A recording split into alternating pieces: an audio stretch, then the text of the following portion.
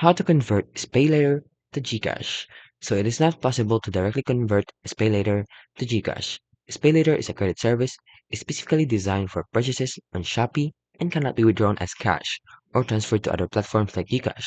However, you can use it to purchase items and then use GCash to repay the SPayLater bill. So what you can do is just have it for Shopee purchases. So it's a credit facility designed to allow users to buy items on Shopee and pay for them later.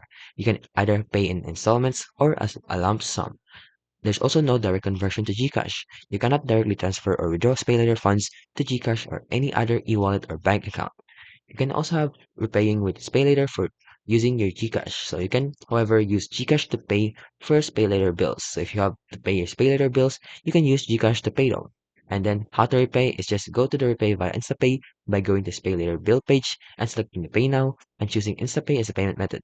And then follow the instructions. And that's how you can pay through Shopee Pay and using your GCash. But you cannot convert SPayLater to GCash. You can only pay the other side.